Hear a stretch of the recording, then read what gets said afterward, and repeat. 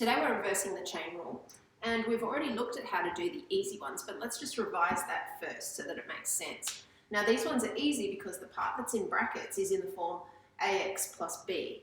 There's no x squareds or x cubes or anything in there. The highest power of x is x to the power of 1. And these ones are easy because if you recall how to actually differentiate them, when we differentiate using the chain rule, doing something like this, let's just make up a question. We need to bring the 3 out the front and reduce this 3 to a 2.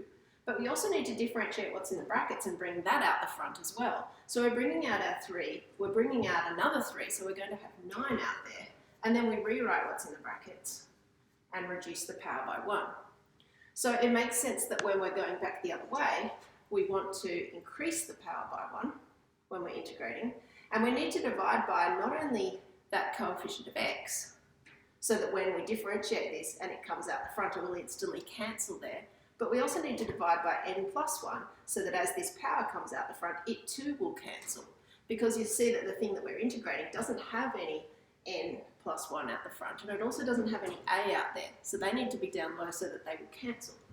So looking at an example of one of these sorts of questions, we take the part that's in the brackets, rewrite it, and raise the power by 1. And then we need to divide by not only the new power, but also the coefficient of x. So the new power is 6, the coefficient of x is 3, so we need to divide by 18. And then of course we need to do plus c on the end. We should have had that up there as well. So those are the simple ones. Now let's look at questions that are asked both ways. Now what I mean by that is we're asked to differentiate something, and then we're expected to use that to integrate something. And here's a hint, the thing that we're asked to integrate might be exactly what we get when we differentiate the first part, or it might be close. So let's look at this one first, where what we get is actually exactly what we need. And then we'll adjust the question to see how to make it what we need if it's close. So the first part of the question just says differentiate this. So I'm going to bring my 7 down the front. I also need to bring out the front the differentiation of what's in the brackets here. And if I differentiate what's in here, I get minus 2x minus 1. You'll notice I've done 2 steps here. I didn't try to bring the 7 out the front and then bring the other part out the front and multiply them straight together in my head. I needed to use brackets because when I differentiated what was in here, it was a little bit complicated. Now I need to redraw what I was given, but reduce the power by 1. So there's my answer to the first part. Now I need to answer this question. I need to integrate all of this. And inspection shows me that this part is exactly the same, and this part is actually just the same as this, but it's been expanded. So if I was to expand this out, obviously I get minus 14x minus 7 multiplied by all of this. So now if I need to go back the other way and integrate this part, my answer is going to be exactly what I started with here. So I'll get 5 minus x squared minus x all to the power of 7, and I'm integrating, and it's an indefinite integral, so I need to add c.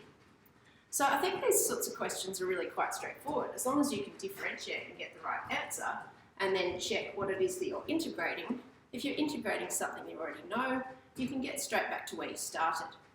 Now let's look at how I could change this question to make it just a little bit harder, but still quite doable. If I'd been given this same first part of the question, but then asked to integrate, say, imagine we had a 2 in there, then I'd complete the first part as before. I'd get to this point, I'd compare the 2 things, and I'd say, well, hold on, I'd like to integrate this because I know how to do it. But they're asking me to integrate something that's very similar, it's just got a 2 out the front. So what I'd do is literally think of rewriting it like this, because the constant can come out the front, and then I've literally got the part, the integral here, that's got an x, which is the part that I want to integrate because I know how to do it. So when I integrate this part, I'm going to get this. So this just tells me that I need to do 2 lots of all of that. And so I have 2 lots of 5 minus x squared minus x to the power of 7 plus c. And so I can use something I've found, compare the 2, and if it's a little bit different just by a constant, I can just adjust for that.